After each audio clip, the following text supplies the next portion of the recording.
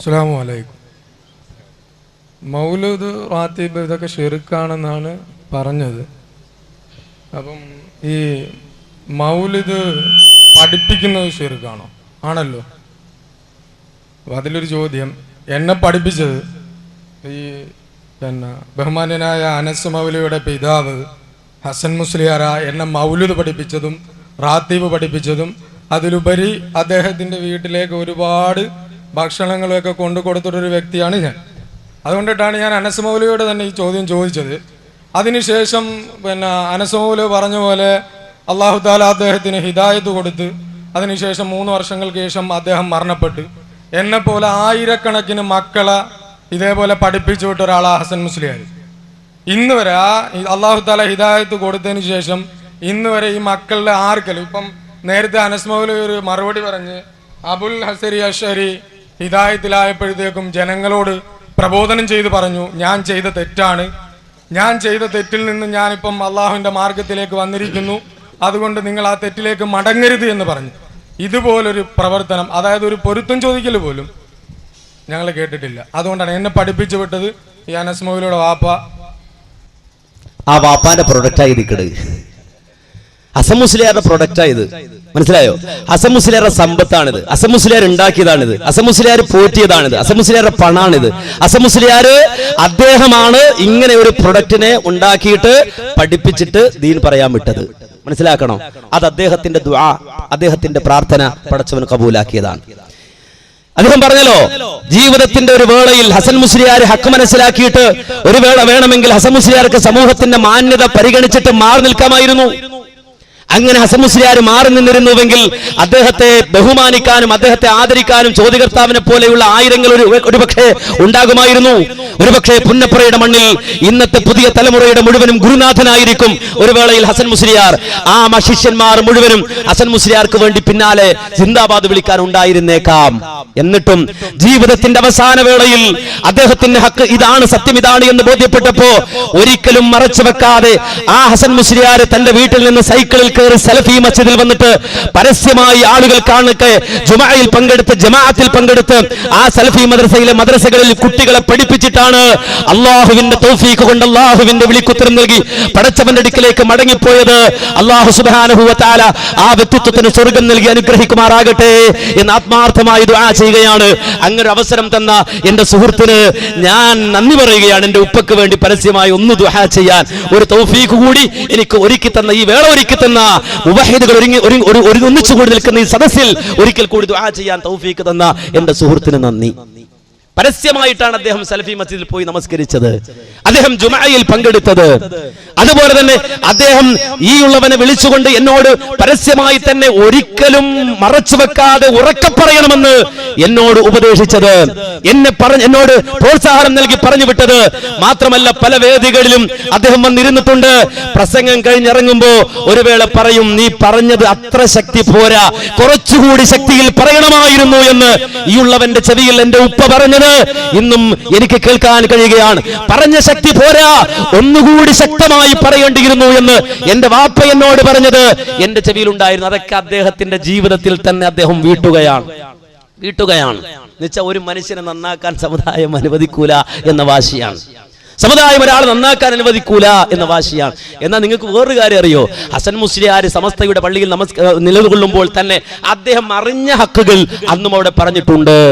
ജാറത്തിൽ പോകുന്നതിന് അദ്ദേഹം എതിർത്തിട്ടുണ്ട്. അതുപോലെ തന്നെ അവിടെ ചന്ദനത്തിരി കത്തിക്കുന്നതിനെ എതിർത്തിട്ടുണ്ട്. അത്തരത്തിലുള്ള പ്രവർത്തനങ്ങൾ ഹസൻ മുസ്ലിയാർ സുന്നിയായിരിക്കുമ്പോഴും എതിർത്തിട്ടുണ്ട്. അതുകൊണ്ട് തന്നെ PVSI മദ്രസയുടെ സമീപത്ത് വെച്ചുകൊണ്ട് ഹസൻ മുസ്ലിയാർ മുജാഹിദാണ് എന്ന് ഞാൻ മുജാഹിദാകുന്നതിന് മുമ്പ് ചില ആളുകൾ പറയുന്നത് ഞാൻ കേട്ടിട്ടുണ്ട്. ഞാൻ സുന്നിയായിരുന്നപ്പോ, ഞാൻ ഇവിടുത്തെ AP സമസ്തക്കാരനായി പ്രവർത്തിക്കുമ്പോൾ ഞാൻ കേട്ടിട്ടുണ്ട് എന്റെ വാപ്പ മുജാഹിദാണ് എന്ന് പ്രസംഗിക്കുന്നത്. മനസ്സിലാക്കണം, ചില ആളുകൾ പറയുന്നത് ഞാൻ കേട്ടിട്ടുണ്ട്. അപ്പോ അദ്ദേഹം ഇവിടെ ജീവിച്ചു, അദ്ദേഹത്തിന്റെ ജീവിതത്തിൽ അള്ളാഹുവിന്റെ ദീൻ പഠിപ്പിച്ചു. ആ ജീവിതത്തിനിടയിൽ അദ്ദേഹത്തിന് അബദ്ധങ്ങൾ സംഭവിക്കാത്ത മാസൂമൊന്നുമല്ല, നമ്മൾ ആരും മാസൂമിങ്ങളല്ല. അദ്ദേഹത്തിന്റെ ജീവിതത്തിൽ ആ രംഗത്ത് വന്ന അബദ്ധങ്ങൾ അദ്ദേഹം ജീവിതത്തിന്റെ അവസാനത്തിൽ തിരുത്തിയത് മനസ്സിൽ ഒളിച്ചു വെച്ചില്ല. തന്റെ ശിഷ്യന്മാർ നോക്കി നിൽക്കി അദ്ദേഹം സലഫി മസ്ജിദിൽ പോയി പരസ്യമായി നമസ്കരിച്ചു, പരസ്യമായി ബാങ്ക് കൊടുത്തു, മദ്രസയിലെ കുട്ടികളെ പഠിപ്പിച്ചു. മാത്രമല്ല അദ്ദേഹത്തിന്റെ മകനായി എന്നെ ആവോളം പ്രോത്സാഹിപ്പിച്ചുകൊണ്ട് പരസ്യമായി പറയൂ, ശക്തമായി പറയൂ, ഇതിനെ എതിർക്കൂ, ഇത് ബിദ്അത്താണ്, ഇത് അനിസ്ലാമിക കടവാളെന്ന് തുറന്നു പറയൂ എന്ന് പറഞ്ഞുകൊണ്ട് അദ്ദേഹത്തിന്റെ ജീവിതത്തിൽ അദ്ദേഹം ദുആ ചെയ്ത് പ്രാർത്ഥിച്ച് അദ്ദേഹം അധ്വാനിച്ചുണ്ടാക്കി അദ്ദേഹം നൽകിയ ആ ഒരു ഇടപെടലിൽ ജീവിച്ചുകൊണ്ടിരിക്കുന്ന ഞാൻ അള്ളാഹിന്റെ തൗഫീഖ് കൊണ്ട് ഇന്ന് പ്രവർത്തിച്ചുകൊണ്ടേയിരിക്കുന്നു. ഞാൻ മാത്രമല്ല, ഇവിടെയുള്ള ആളുകളൊക്കെ അങ്ങനെ തന്നെ പ്രവർത്തിക്കുന്ന ആളുകളാണ്. അതുകൊണ്ട് ഹസൻ മുസ്ലിയാരെ ചൂണ്ടിയാൽ എന്തെങ്കിലും കിട്ടും നിങ്ങൾ വിചാരിക്കേണ്ടതില്ല. ഹസൻ മുസ്ലിയാരെ ചൂണ്ടിയാലും നിങ്ങൾക്ക് ഹിദായത്തെ കിട്ടൂ. ഹസൻ മുസ്ലിയാരുടെ മകനെ ചൂണ്ടിയാലും നിങ്ങൾക്ക് ഹിദായത്തെ കിട്ടൂ. ഏതൊരു മുജാഹിദ് പ്രവർത്തകനെ ചൂണ്ടിയാലും നിങ്ങൾക്ക് ഹിദായത്തെ കിട്ടൂ. ആ ഹിദായത്തിനപ്പുറം ഒരു ലലാലത്ത് കിട്ടൂല. ഹിദായത്തിനപ്പുറം ഒരു ലലാലത്ത് കിട്ടൂല. ആ ഹിദായത്ത് സ്വീകരിക്കാം, ആ ഹിദായത്ത് അവലംബിക്കാം. നിങ്ങൾ വേറൊരു സംഗതി നിങ്ങളോട് ചോദിക്കട്ടെ. മഹാനായ ഉമർ റളിയല്ലാഹു അൻഹു ആരായിരുന്നു കൂട്ടരെ? ഉമർ റളിയല്ലാഹു അൻഹു ആരായിരുന്നു? ജാഹിലിയ്യത്തിലെ ജേതാവായി കഴിച്ചുകൂട്ടിയിരുന്ന ആ ഉമറാണ് മുഹമ്മദ് നബിയെ കൊല്ലാൻ വേണ്ടിയിട്ട് വാളൂരിയത്. ഹബീബിന്റെ തലയെടുക്കാൻ വേണ്ടി വാളൂരിയ ഉമറാണ്.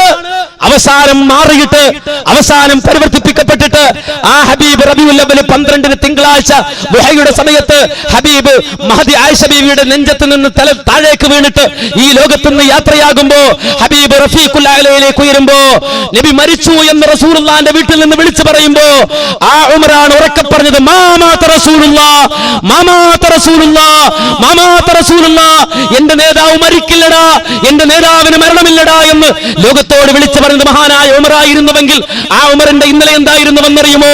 ആ ഉമറിന്റെ ജാഹിലിയ്യത്ത് എന്തായിരുന്നെന്നറിയോ?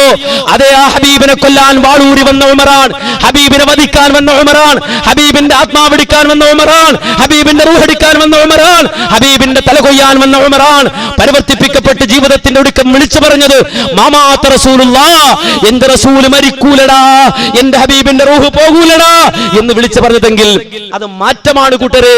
ലോകത്ത് എങ്ങനെയാണ് ഇസ്ലാമിക സമൂഹത്തിൽ ആളുകൾ ഉണ്ടായത്? ഇനി ഞാൻ ചോദിക്കട്ടെ, ഈ കേരളത്തിന്റെ മണ്ണിൽ മുസ്ലിമീങ്ങൾ ഉണ്ടായത് എങ്ങനെയാ മുസ്ലിമീങ്ങൾ ഉണ്ടായത്? നിങ്ങൾക്ക് പോകാം കുറച്ച് വടക്കോട്ട്. അവിടെ പോയാൽ നിങ്ങൾക്ക് കാണാം വെളിയങ്കോട് ഉമർ ഖാലി. ആ ഉമർ ഖാലിയുടെ കബർ കെട്ടിപ്പൊക്കിയിട്ട് അവിടുത്തെ വരുമാനം കൊണ്ട് പുട്ടടിക്കുന്നതിന് മുമ്പ് ആ ഉമർ ഖാലി ലോകത്തോട് വിളിച്ചു പറഞ്ഞ വാചകണ്ട്. ആ വെളിയങ്കോട് പ്രദേശത്തെ തറവാടികളായ ആളുകൾ, അവിടുത്തെ മുസ്ലിമീങ്ങൾ തറവാടിന്റെ പേരിൽ പൊങ്ങച്ചം കാണിച്ചപ്പോ ആ ഉമർ ഖാലി വിളിച്ചു ചോദിച്ചു, അല്ല കൂട്ടരെ, അയാ ഫാഖിറം ബിന്നസബി കൈഫ തഫാഖുറു വഅസ്ലുകും ഖബലു തീയം വനായരു വാശാരി മൂശാരി വമണ്ണാനു പാണരു വകൊയപ്പാനു ചെട്ടി വനായാടി പറയരു. എന്റെ പാട്ടല്ല, ഹസൻ മുസ്ലിയാരുടെ പാട്ടല്ല, ഉമർ ഖാലിയുടെ പാട്ട്. ആ ഉമർ ഖാലി ലോകത്തോട് ചോദിക്കുന്നു, വെളിയങ്കോടുകാരെ വിളിച്ചുകൊണ്ട് ചോദിക്കുന്നു, തറവാടിന്റെ പേരിൽ പൊങ്ങച്ചം കാണിക്കുന്ന മുസ്ലിമീങ്ങളെ വിളിച്ചുകൊണ്ട് ചോദിക്കുന്നു, അല്ല കൂട്ടരെ, അയാ ഫാഖിറം ബിന്നസബി കൈഫ തഫാഖുറു, തറവാടിന്റെ പേരിൽ പൊങ്ങച്ചം പറയുന്നവനെ നിനക്കെങ്ങനെ പൊങ്ങച്ചം പറയാൻ കഴിയുന്നു? തറവാടിത്തം, ആ തറവാടിത്തം പറഞ്ഞ് മേന്മ നടിക്കാൻ കഴിയുന്നു. കാരണം നിന്റെ അസിൽ എന്താടാ? നിന്റെ ബാപ്പയാരാണടാ? നിന്റെ തറവാട് എന്താണടാ? തീയവനായരു, തീയരല്ലടാ, നായരല്ലടാ, ആശാരി മൂശാരി മണ്ണാനും പാണരും. നിന്റെ അസിൽ എന്താണടാ? ഇവിടുത്തെ ആശാരിയും മൂശാരിയും മണ്ണാനും പാണരും, അതുപോലെ കൊയപ്പാനും ചെട്ടി നായാടി പറയരു. ഇവിടുത്തെ കൊയപ്പാനും ചെട്ടിയും നായാടിയും പറയരുമൊക്കെ ആയിരുന്നില്ലടാ എന്ന് അതേ മഹാനായ ഉമർ ഖാലി ചോദിച്ചുവെങ്കിൽ ഒരുത്തൻ വന്നിട്ട് പറയാണ്, നിന്റെ വാപ്പയാരാണടാ? നിന്റെ വല്ലുപ്പയാരാണടാ? അയാൾ കൊയപ്പാനല്ലടാ, ചെട്ടിയല്ലടാ, നായാടിയല്ലടാ, പറയനല്ലടാ, എന്തൊക്കെ ചെയ്തടാ, എന്നിട്ട് ഇപ്പോ നീ അങ്ങ് മാറുകയാണോടാ എന്ന് ചോദിച്ചാൽ എന്ത് മറുപടിയാ കൂട്ടരെയുള്ളത്? ഇസ്ലാമിന് അങ്ങനെ കാലതാമസമൊന്നുമില്ല, ഇസ്ലാമിന് അങ്ങനെ ജാതി വ്യത്യാസമൊന്നുമില്ല, ഇസ്ലാമിന് അങ്ങനെ ഏറ്റക്കുറച്ചിലൊന്നുമില്ല. ഇസ്ലാം എപ്പോഴും ഒരാളുടെ മുന്നിലേക്ക് കടന്നു വരാം, ഹിദായത്ത് എപ്പോഴും കടന്നു വരാം. ആ ഹിദായത്ത് കാണുമ്പോ അവിടെ നിന്ന് തിരിഞ്ഞു പോകാൻ പാടില്ല. ആ ഹിദായത്ത് കാണുമ്പോ അവിടെ നിന്ന് മടങ്ങിപ്പോകാൻ പാടില്ല. വൈദാ തുത്ലാ അലൈഹിം ആയാതുനാ, നമ്മുടെ ആയത്തുകൾ ഇങ്ങനെ കേൾക്കുമ്പോ അത് കേട്ടുകൊണ്ട് ഇങ്ങോട്ട് വരികയല്ലാതെ അതെ അതിൽ നിന്ന് തിരിഞ്ഞു പോകാൻ പാടില്ല. ഖുർആൻ ഇബാദുർ റഹ്മാനെ പറ്റി പറഞ്ഞല്ലോ, ജീവിതത്തിന്റെ ഏതെങ്കിലും ഒരു വശത്ത് വന്നിട്ട് ഒരു വേളയിൽ വന്ന് ഹിദായത്ത് കൺമുമ്പിൽ നിൽക്കുമ്പോ അവിടെ നിന്ന് തിരിഞ്ഞു നടക്കരുത്. നേരെ മറിച്ച് ആ ഹിദായത്ത് കണ്ടാൽ അത് സ്വീകരിച്ചുകൊണ്ട് നടക്കണമെന്ന് അള്ളാഹു പഠിപ്പിച്ചുവെങ്കിൽ പടച്ചറബ് പഠിപ്പിച്ചുവെങ്കിൽ ആയിരക്കണക്കിന് മക്കൾക്ക് അലിഫ് മുതൽ യാ വരെയുള്ള അക്ഷരം പഠിപ്പിച്ച ഹസൻ മുസ്ലിയാരുടെ മുന്നിൽ ഹിദായത്ത് വന്ന് നിന്നപ്പോ, തൗഫീഖ് വന്ന് നിന്നപ്പോ, തൗഹീദ് വന്ന് നിന്നപ്പോ, സുന്നത്ത് വന്ന് നിന്നപ്പോ അദ്ദേഹം ആ സുന്നത്തിലേക്ക് വന്നിട്ടുണ്ട്, തൗഹീദിലേക്ക് വന്നിട്ടുണ്ട്, ഖുർആൻ സ്വീകരിച്ചിട്ടുണ്ട്, ഹദീസ് സ്വീകരിച്ചിട്ടുണ്ട്, തൗഹീദ് സ്വീകരിച്ചിട്ടുണ്ട്, സുന്നത്ത് സ്വീകരിച്ചിട്ടുണ്ട്.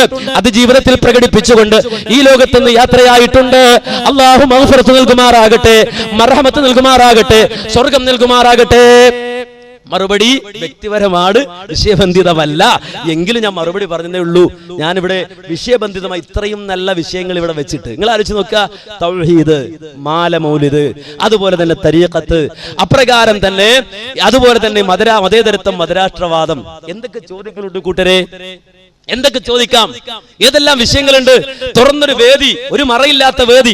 ഏത് ഉസ്താദിനും വരാം, ഏത് ഖാദിക്കും വരാം, ഏത് കിതാബുമായിട്ടും വരാം, അതുപോലെ തന്നെ ഓതിയവനും വരാം, ഓതാത്തവനും വരാം, അതുപോലെ രാഷ്ട്രീയ നായകന്മാർക്ക് വരാം. ഇങ്ങനെ എല്ലാവർക്കും വേണ്ടി ഒരു തുറന്ന വേദി ഇവിടെ ഒരുക്കി കൊടുത്തിട്ട് ആലോചിച്ച് നോക്കുക. ഹസൻ മുസ്ലിയാർ എന്തായിരുന്നു എന്നോട് ചോദിക്കുക, അതുപോലെ തന്നെ നിങ്ങൾ എന്തായിരുന്നു എന്ന് ചോദിക്കുക. ഇതല്ലല്ലോ വിഷയബന്ധിതമായി തെളിവുകൾ ഉദ്ധരിച്ചുകൊണ്ട് എത്ര ചോദിക്കാം.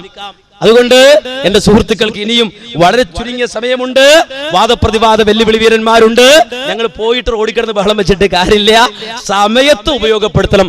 അവസരം ഒരിക്കലും ഉണ്ടാവുള്ളൂ, അവസരങ്ങൾ പിന്നീട് ഉണ്ടാവില്ല. അതുകൊണ്ട് കഴിവിന്റെ പരമാവധി ഉപയോഗപ്പെടുത്തുക.